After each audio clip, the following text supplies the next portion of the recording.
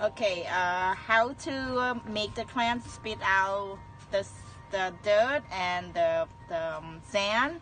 So this is the clam. I just got it from the ocean, and a bucket of water, like the salt water from the ocean. And first of all, don't rinse with the fresh water. Just bring it home and then put the clam right into the bucket. Salt water that you bring from the ocean, and just put it all in. Quicker. Make sure you don't break the shell. Put it all into the bucket, and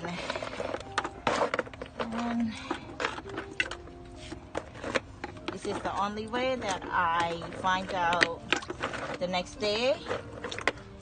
If you want to cook for the next day or you grill it, it's 100%. It's no sand or dirt in the clam.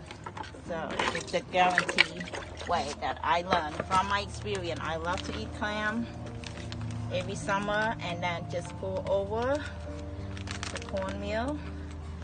Just don't have to be a lot, but in a few hours you could check with the clam that they open their